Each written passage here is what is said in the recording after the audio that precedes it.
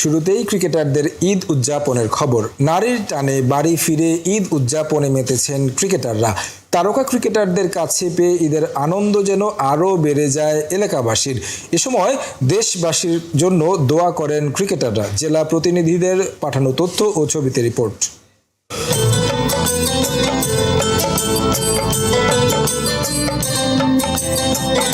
শান্তরা সব সময় থাকেন ধরাছোঁয়ার বাইরে, কিন্তু ঈদের সময় তারা চলে আসেন হাতের নাগালে। নারীর টানে বাড়ি ফিরে পরিবার পরিজনের সঙ্গে ভাগ করে নেন ঈদের আনন্দ, যার ব্যতিক্রম হয়নি এবারও।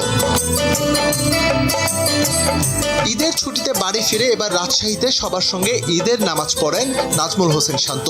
একইভাবে সাতক্ষীরায় মুস্তাফিজ, নীলফামারীতে নিজ নিজ এলাকায় ঈদের জামাতে অংশ নেন রিশাদ হোসেন। এ সময় এলাকাবাসীর সঙ্গে শুভেচ্ছা বিনিময় করেন তারা। দেশবাসীকে জানান ঈদের শুভেচ্ছা। সবার আগে ফ্যামিলিকে একটু সময় দেওয়া, আমি যেটা একটু আগে বললাম যে এলাকার মানুষদের সাথে একটু সময় কাটানো, এবং পাশাপাশি ফ্রেন্ডসরা তো আছে। সো ওভারঅল সবাইকে একটু একটু করে সময় দেওয়ার পরিকল্পনা আছে। সবাইকে ঈদের শুভেচ্ছা, ঈদ মোবারক। সবাই ফ্যামিলি নিয়ে সুস্থভাবে ঈদ করেন, এই দোয়া করি। আপনারা আমার জন্য দোয়া করবেন, আমার ফ্যামিলির জন্য দোয়া করবেন। দেশবাসীকে ঈদ মোবারক। সবাই দোয়া করবেন যেন সবাই সুস্থ থাকেন এবং আমি যেন সুস্থ থাকি। সুস্থ থাকলে তামিম ইকবালের ঈদটাও হতো তাদেরই মতো। এদিন তামিমের জন্য দোয়া করেন তার সতীর্থরা। সাবেক অধিনায়ক দ্রুতই আবারও ক্রিকেটে ফিরবেন প্রত্যাশা তাদের। ওনার সুস্থ কামনা করতেছি, যেন উনি তাড়াতাড়ি সুস্থ হয়ে আবার মাঠে ফিরে। তো পুরো দেশবাসীর কাছে ওনার জন্য দোয়া চাচ্ছি, ইনশাল্লাহ উনি তাড়াতাড়ি সুস্থ হবে। শান্ত, মোস্তাফিজ ছাড়াও অধিকাংশ ক্রিকেটার এবার ঈদ উদযাপন করেছেন গ্রামের বাড়ি। এছাড়াও অনেকেই ভক্তদের শুভেচ্ছা জানিয়েছেন সামাজিক মাধ্যমে। এদিকে নিজ নিজ বাড়িতে পরিবারের সঙ্গে ঈদ আনন্দে মজেছেন জাতীয় দলের ফুটবলাররাও। আত্মীয় স্বজন নিয়ে দিনটা উদযাপন করেছেন মোরসালিন, রহমত মিয়ারা। ঈদের নামাজ শেষে এলাকাবাসীর সঙ্গে কুশল বিনিময় করেন তারা। দোয়া ও শুভকামনা জানিয়েছেন দেশবাসীকে। ক্লাব ফুটবল জাতীয় দলের খেলা, ব্যস্ততার মধ্যেই কাটে রহমত মিয়া, মোরসালিনদের জীবন। এই এক ঈদই এনে দেয় পরিবার বন্ধুদের সঙ্গে আনন্দ ভাগাভাগি করার সুযোগ। তাই ঈদ উদযাপনে নারীর টানে ফুটবলাররা ঠিকই ছুটে যান নিজ নিজ গ্রামে। তাদের কাছে পেয়ে এলাকাবাসীও হয় আনন্দিত। ঈদ করতে রহমত মিয়া যান মাগুরায়, আর সাদউদ্দিন ঈদ উদযাপন করেন সিলেটে। নামাজ শেষে সেখান থেকে দেশবাসীকে জানান ঈদের শুভেচ্ছা। রোজা আমাদেরকে আত্মসংযম শিখিয়েছে এবং একে অপরের প্রতি হিংসা বিদ্বেষ ভুলে একে অপরের প্রতি ভালোবাসা ছড়িয়ে দিই। সকলকে ঈদ উল ফিতরের শুভেচ্ছা। ঈদ মোবারক। ঈদ মোবারক টু এভরিওয়ান। সবাইকে ঈদের অনেক অনেক শুভেচ্ছা রইল। সবাই আত্মীয় স্বজন, ফ্যামিলি, বন্ধু বান্ধব নিয়ে ঈদ উদযাপন করুন, সুস্থ থাকুন। শেখ মুরসালিন ঈদ উদযাপন করেন ফরিদপুরে। মুসলিমদের এই আনন্দের দিনে প্রবাসীদেরও শুভেচ্ছা জানিয়েছেন ওয়ান্ডার বয়। দেশ এবং দেশের বাইরের অবস্থানরত সবাইকে ঈদের আন্তরিক শুভেচ্ছা। আপনাদের ভালোবাসা ও সমর্থনই আমার শক্তি। এই পবিত্র দিনে সবাই ভালো থাকুন, সুস্থ থাকুন। ঈদ আপনার জীবনে সুখ, শান্তি ও সমৃদ্ধি বয়ে আনুক। ঈদ মোবারক সবাইকে। ধর্ম ভিন্ন হলেও সতীর্থদের শুভেচ্ছা জানাতে ভুল করেননি ডিফেন্ডার তপু বর্মন। পবিত্র এই দিনের শুভেচ্ছা জানিয়েছেন দেশবাসীকেও। দেশবাসীকে পবিত্র ঈদ উল ফিতরের শুভেচ্ছা জানাচ্ছি। ঈদ সবার জীবনে আনন্দ বয়ে আনুক, এই প্রত্যাশাই করছি। সবাই ভালো থাকবেন এবং সুস্থ থাকবেন। মুরসালিনদের আপাতত আন্তর্জাতিক ব্যস্ততা নেই। ঈদের ছুটি শেষে আগামী 11 এপ্রিল থেকে শুরু হবে বাংলাদেশ প্রিমিয়ার লিগ ফুটবল। জাতীয় দলের খেলা না থাকলে ঈদের সময় গ্রামের বাড়িতেই সময় কাটান ওপেনার তানজিদ হাসান তামিম। তবে বিদেশে সিরিজ খেললে মিস করেন দেশের ঈদ। ঈদের দিন সময় কাটান বন্ধুদের সঙ্গে ক্রিকেট কিংবা ফুটবল খেলে। সময় সংবাদে জানিয়েছেন নিজেই। তবে খেলার কারণে রমজানে বন্ধুদের সঙ্গে ইফতার করা বেশি মিস করেছেন তানজিদ।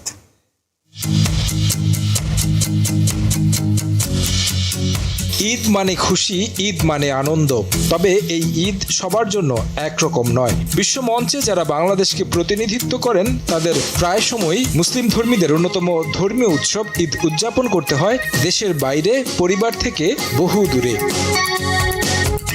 দেশের বাইরে বিভিন্ন সময় সিরিজ খেলতে গিয়ে ঈদ উদযাপন করেছেন ইংল্যান্ড, নিউজিল্যান্ড কিংবা দক্ষিণ আফ্রিকায়। তবে যখন দেশে থাকেন তখন পরিবারের সঙ্গেই ঈদ উদযাপন করেন ক্রিকেটাররা। ঈদ নিয়ে সময় সংবাদে নিজের অভিজ্ঞতার কথা জানালেন তানজিদ হাসান তামিম। খেলা শেষে মাঠ থেকে যে রুমে যে আসলে রেস্ট নেওয়া হয়, যত রিকভারি করবো নেক্সট গেমের জন্য তত ভালোভাবে প্রিপেয়ার হতে পারবো। তো ওইভাবে আড্ডা দেওয়া হয় না। ঈদের সময়টা আসলে কিভাবে এনজয় করেন? ফ্যামিলির সাথে ওইভাবে ঘুরতে যাওয়া হয় না। আসলে আমি আমার গ্রামের বাড়ি চলে যাই, সোনাতলার গুরপুর এলাকায়।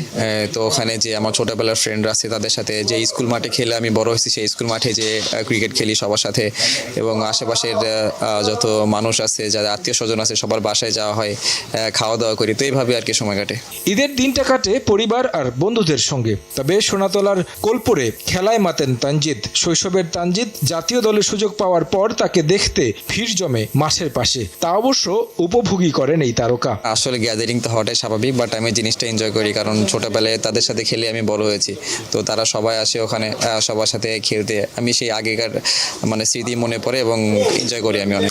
এক মাসের সিয়াম সাধনার পর আসে ঈদ। তবে রমজানের সময়ও স্মৃতি জমা তানজিদের।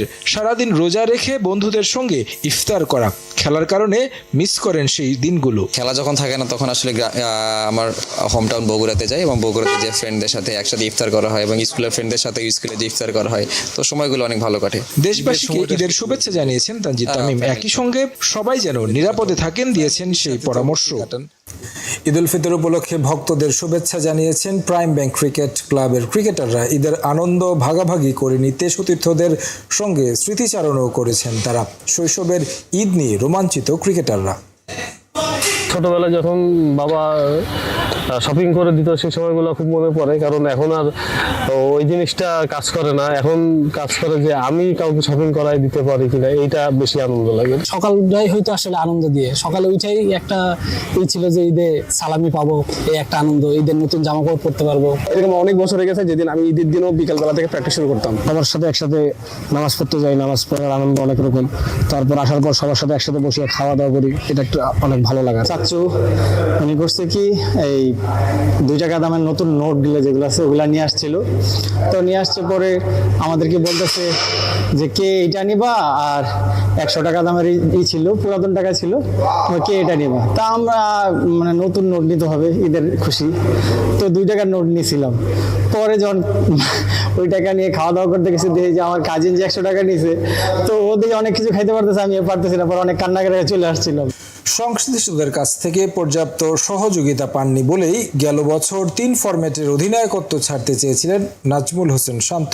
টি-20 সংস্করণের ব্যাটিংয়েও আরও বেশি মনোযোগ দিতে চান। তবে ক্যাপ্টেন্সির চাপের জন্য ব্যাটিংয়ে কোনো প্রভাব পড়েনি বলেও দাবি শান্তর। ফিট থাকলে ভবিষ্যতে বাংলাদেশের হয়ে সাকিব আল হাসানের খেলার সুযোগ দেখছেন টাইগার অধিনায়ক।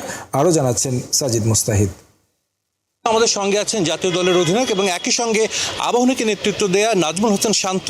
গত অক্টোবরে 3 ফরম্যাটেরই নেতৃত্ব ছাড়তে চেয়েছিলেন, কারণটা জানতে পারি? কারণটা একটু ব্যক্তিগত, তারপরেও আমার কাছে যেটা মনে হয় যে আমি 3 ফরম্যাট, আমি ক্যাপ্টেন, দলটা আমি চালাই, আমার কাছে মনে হয়। সো আমার কিছু চাওয়া পাওয়া কিছু তো থাকে। সো ওই জায়গাটাতে একটু মিসকমিউনিকেশন ছিল। এবং পাশাপাশি আরেকটা জিনিস বলতে চাই যে 3 ফরম্যাট আমার জন্য একটু প্রেশার মনে হচ্ছিল। নিজেকে সময় দেওয়ার বিষয়টা নিয়েও আমি একটু স্ট্রাগল করছিলাম। সো এই জন্য টি-20টা ছেড়ে দেওয়ার। সবাই বলে ক্রিকেটের সংশ্লিষ্ট যারা সমর্থক বলি বা এক্স ক্রিকেটার, যে আপনার এই ক্যাপ্টেন্সির জন্য আপনার ন্যাচারাল ব্যাটিংটাতে হ্যাম্পার করেছে। আপনিও কি এটার সঙ্গে একমত যে 3 ফরম্যাটের ক্যাপ্টেন্সির প্রেশারে, এটা তো অনেক প্ল্যানিংয়েরও ব্যাপার, শুধু প্রেশার ঠিক না, অনেক প্রত্যাশা থাকে, অনেক কিছুই থাকে, আপনার ব্যাটিংটা হ্যাম্পার হয়েছে? না, এটা তাদের জায়গা থেকে তারা ধারণা করে নিয়েছেন, আমার কখনো এটা মনে হয়নি। বাট যার যার জায়গা থেকে, যারা আমাকে অনেক আগে থেকে চিনেন, তারা একটা হয়তো ধারণা করে বলেছেন। বাট এইটাতে কোনো সত্যতা নেই। ডোমেস্টিক হোক বা ইন্টারন্যাশনাল, ক্যাপ্টেন্সিটা আপনি এনজয় করেন নাকি একটু চাপে থাকেন? সবসময় চ্যালেঞ্জ দিয়ে খেলতে পছন্দ করেছে ছোটবেলা থেকে। সো এটাও একটা চ্যালেঞ্জ ক্যাপ্টেন্সি করা। সো এই সময়টা আমি এনজয় করে, এবং আমার কাছে বাড়তি কোনো চাপ কখনোই মনে হয়নি। সাকিব আল হাসান রিসেন্টলি তার বোলিং অ্যাকশন শুধরেছেন এবং তিনি আবার ক্রিকেটে ফিরতে প্রস্তুত। বাংলাদেশের ক্রিকেটে সাকিব আল হাসানকে আপনি আর দেখেন? Difficult question.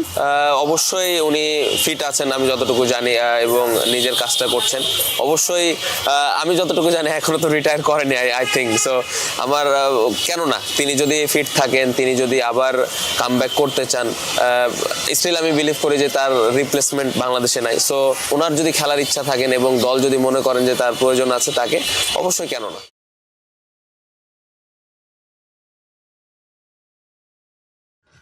ব্রেকিং নিউজ, খেলার খবর। আইপিএল 2025 অনিশ্চিত, রাহুল অক্ষরে দিল্লির সামনে পন্থর লখনৌ পুরনো দলের বিরুদ্ধে দৌড়ে কোমর রণকৌশল। আইপিএল 2025 কাল হোম ম্যাচে দিল্লি ক্যাপিটালস মুখোমুখি হচ্ছে লখনৌ সুপার জায়ান্টার্সের। অক্ষরে প্যাটেলদের অবশ্যই এই হোম ম্যাচ খেলতে হচ্ছে বিশাখাপত্তনম। ম্যাচে তাৎপর্যপূর্ণ দিক হলো দিল্লি ক্যাপিটালস ছেড়ে দেওয়ার পরই সেই দলের বিরুদ্ধে লখনৌকে নেতৃত্ব দেবেন ঋতুসব পন্থ। আর বিস্তারিত জানবেন আমাদের রিপোর্টে। আবার লখনৌ অধিনায়ককে ছেড়ে দেওয়ার পর দিল্লি নিয়েছেন লোকেশ রাহুলকে, তবে কালকের ম্যাচে তার খেলা নিয়ে রয়েছে অনিশ্চয়তা। দুই দলই সাফল্য পাওয়ার লক্ষ্যে অনেক নতুন মুখকে নিয়েছে নিলাম থেকে। লখনৌ সুপার জায়ান্টস অবশ্য অভিযান শুরুর আগে কিছুটা অস্বস্তিতে। ময়স্ক যাদব, আকাশদীপ, আবেশ খান ফিট হননি। মহসিন খান ছিটকে যাওয়ায় শার্দুল ঠাকুরকে নিয়েছেন লখনৌ। দিল্লি ক্যাপিটালসের বোলিং বিভাগের বেশ বৈচিত্র্যপূর্ণ। মিচেল স্টার্ক, মোহিত শর্মা, মুকেশ কুমার, নটরাজনা যেমন জোরে বোলিংয়ের বিকল্প, তেমনি অধিনায়ক অক্ষর প্যাটেলের সঙ্গে কুলদীপ যাদবের স্পিন ভোগাতে পারে। প্রতিপক্ষ ব্যাটারদের মনে করা হচ্ছে পরীক্ষা হতে চলছে লখনৌয়ের ব্যাটিংয়ের সঙ্গে দিল্লির বোলিংয়ে। রাহুল আজ দিল্লি ক্যাপিটালসের দলের সঙ্গে যোগ দিলেও ব্যক্তিগত কারণে তার খেলা নিয়ে রয়েছে অনিশ্চয়তা। রাহুল না খেললে একাদশে থাকতে পারেন ঘরোয়া ক্রিকেট দারুণ ছন্দে থাকা করুণ নারায়।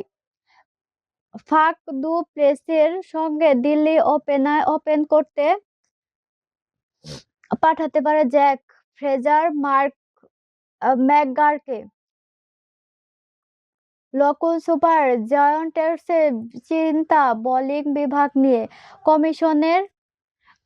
কম্বিনেশন ঠিক করাটাও কঠিন কাজ হতে চলেছে জাহির খানের। তখনই সুপার জায়ান্টার্সের ওপেনিং জুটিও স্বাভাবিকভাবেই বদলাচ্ছে। মিচেল মার্শের সঙ্গে যুবরাজ চৌধুরী ওপেন করতে পারেন। লখনৌয়ের মিডল ও লোয়ার অর্ডার বেশ কয়েকজন অগ্রাসী ব্যাটারি নজর করেছে। এই ম্যাচে নজর থাকা বাংলার শাহবাজ আহমেদ ও অভিষেক পোড়লের দিকে। অভিষেক দিল্লির বড় ভরসা। শাহবাজ এবার প্রথম খেলবেন লখনৌয়ের হয়ে। আরো বিস্তারিত